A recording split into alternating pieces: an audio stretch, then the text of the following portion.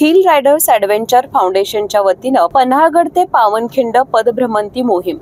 छत्रपती शिवाजी महाराजांनी अतिशय खडतर स्थितीत रात्रीच्या काळोखात धो-धो पावसात पन्हाळगड ते पावनखिंड गनिमी कावा मोहीम सर केली। या मोहिमेत बाजीप्रभू देशपांडे आणि शिवा काशीद यांच्यासह अनेक मावळ्यांनी बलिदान दिलं। स्वराज्य स्थापनेसाठी राजांचा त्याग आणि मावळ्यांचे बलिदान शिवकालीन इतिहास आजच्या युवा पिढीला समजावा यासाठी hill riders adventure foundation, Kolhapur जिल्हा प्रशासन आणि महाराष्ट्र प्रदूषण नियंत्रण मंडळ यांच्या संयुक्त विद्यमाने पन्हाळगड ते पावनखिंड पदभ्रमंती ट्रेकिंग मोहीम आयोजित करण्यात आली होती। आजची हिल रायडर्सची 72वी मोहीम असून सुरुवातीला बाजीप्रभू देशपांडे यांच्या पुतळ्यास अभिवादन करण्यात आले। औद्योगिक न्यायालयाचे मुख्य न्यायाधीश विजय अदोने, सहज सेवा ट्रस्टचे विश्वस्त सन्मित मिर्जे आणि उपस्थित मान्यवर ट्रेकिंग धारक यांच्या हस्ते पूजन करून भगवा ध्वज फडकवून शेकडोच्या संख्येने जमलेल्या ट्रेकिंग धारकांची फौज पन्हाळगड राजदिंडी मार्गावरून पावनखिंडीकडे रवाना झाली। हिल रायडर्स ॲडव्हेंचर फाउंडेशन गेली 40 वर्ष सातत्यानं पन्हाळा ते पावनखिंड या ऐतिहासिक मार्गावरून मोहिमेचं आयोजन करते। आजची 72वी मोहीम आहे। आजच्या तरुण पिढीला इतिहासाची ओळख व्हावी, या मार्गावर घडलेला इतिहास अनुभवण्यासाठी गडकोट किल्ल्यांची माहिती मिळावी म्हणून कोल्हापूरच्या हिल रायडर्सच्या वतीनं अशा मोहिमेचं आयोजन करण्यात येत असल्याचं हिल रायडर्स ॲडव्हेंचर फाउंडेशनचे अध्यक्ष प्रमोद पाटील यांनी सांगितलं। मोहीम करायचा उद्देश असाच होता की आता मुगू गोवणी सर आहेत, पन्हाळ्याचे इतिहास संशोधक आमचे गुरुवर्य गुणी दांडेकर आहेत, ही सगळी मंडळी जाऊन आलीत पन्हाळा पावनखिंडला। म्हणजे ही 67-68 साली जन्मली आमच्या जन्माच्या अगोदर। त्यानंतर गोवणी सरांचे आमचे गुरु असल्यामुळे आम्ही कायम जाणे याचं। याच्या अगोदर पण ट्रेकवर 2-4 लोक अशी राजाराम करत असेल, काही लोक जाऊन बघून येत होते।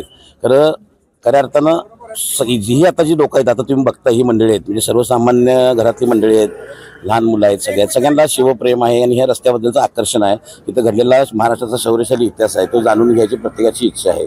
तर ते असताना त्यांच्यापर्यंत आपण कसं पोहोचायचं करून आम्ही स्वतः गेलो। 3 दिवस आम्हाला लागले। आम्ही मार्किंग वगैरे करून आल्यानंतर पहिली मोहीम आखली आणि ती मोहीम आखली तर पहिल्यांदा कोल्हापूर ते पन्हाळा आणि पन्हाळ्यातून चालायला सुरुवात करायची। ते पांढरे पाणी म्हणून आहे, तिथपर्यंत पहिल्या दिवशी जात होतो।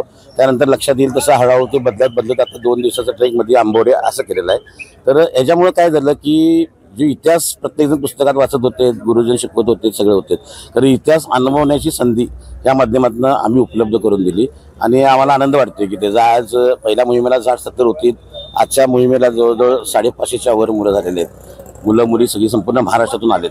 उद्या पुढच्या मोहिमेला पण तेवढे आहेत, म्हणजे हजारो लोक आपल्या संस्थेमधून आम्ही दरवर्षी घेऊन जातोय। आणि हे करत असतानाच आमच्या लक्षात आलं नुसतं इतिहासच नाही तर मुलांच्या मध्ये होणारे डेव्हलपमेंट, त्यांच्या अंती जिद्द, चिकाटी, साहस हे निर्माण होण्याचं काम इथं होते। ही जी मोहीम आहे, ह्या मोहिमेतून सुरुवातीला ही मोहीम झाली, त्यानंतर आम्ही सुद्धा घडलो, आम्ही गिर्यारोहक झालो, हिमालयात गेलो। तर ही नर्सरी समजावी। इथं आल्यानंतर प्रत्येक माणूस पन्हाळा पावनखिंडी केल्यानंतर त्याच्या मनामध्ये 60-70 लोकांच्या मनामध्ये 100% येते की आपण आता काहीतरी केलं पाहिजे, गडकोटांसाठी केलं पाहिजे, गेलं पाहिजे। आणि खरं शिवाजी महाराजांचा इथं आल्यावर कळतो, डोंगरदऱ्यात हिंडल्यानंतरच कळतं आपले मावळे कसे होते, स्वराज्य कसं निर्मिती झाली।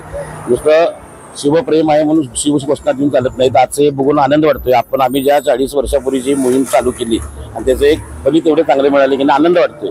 यातूनच आता आमच्यावर येणारे अनेक आमचे मंडळी माझे सहकारी होते, त्या अजून त्यातून अनेक ग्रुप झालेले आहेत, ते पण आनंद वाटते। त्या ग्रुप चालू आहे, सगळं व्यवस्थित चालू आहे, वाढलं पाहिजे। आणि जशी आपली पंढरीची वारी आहे तशी ही सह्याद्रीची वारी, स्वराज्याची वारी म्हणून आम्ही याच्याकडे बघतोय। हजारो लोक, शेकडो लोकांनी इथे यावं आणि ह्या इतिहास समजून घ्यावा आणि नरवीरांना पावनखिंडीमध्ये नतमस्तक होऊन अभिवादन करावं।